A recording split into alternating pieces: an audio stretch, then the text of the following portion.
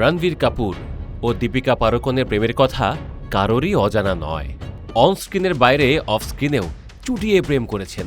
হাতে হাত রেখে সিনেপ্রেমীদের উপহার দিয়েছেন বসনা এ হাসিনো, ইয়ে জাওয়ানি হে দিওয়ানি এবং তামাশার মতো সিনেমা। তবে প্রেমে ফাটল ধরার পর তাদের আর একসঙ্গে দেখা যায়নি। গেল কদিন ধরেই বি টাউনের আকাশে কান পাতলে শোনা যাচ্ছিল রণবীর আলিয়া জুটির ব্রহ্মাস্ত্র সিনেমার দ্বিতীয় কিস্তিতে দেখা যাবে দীপিকাকে।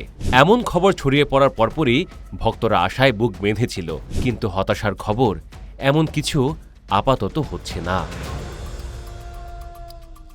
রণবীর কাপুর ও আলিয়া ভাট অভিনীত ব্রহ্মাস্ত্র পার্ট 1 শিবা মুক্তির পর থেকেই এর সিকুয়েল নিয়ে দর্শকদের আগ্রহ তুঙ্গে। এর মধ্যে ব্রহ্মাস্ত্র 2-এ দীপিকা পাড়ুকোন অভিনয় করছেন এমন খবর ছড়িয়ে পড়েছিল। তবে সেই গুঞ্জনে এবার পানি ঢেলে দিলেন অভিনেত্রীর টিম।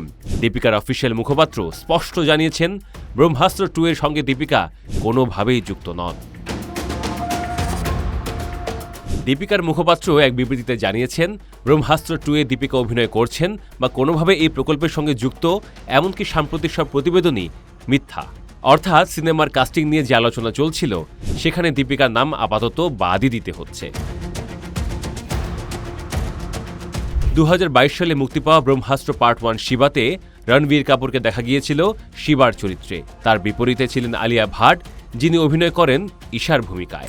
অয়ন মুখার্জি পরিচালিত ছবিটি ছিল একটি বড় বাজেটের ফ্যান্টাসি অ্যাডভেঞ্চার ফ্র্যাঞ্চাইজির প্রথম পর্ব। বিশ্বব্যাপী ছবিটির আয় 400 কোটি রুপিরও বেশি বলে জানা যায়।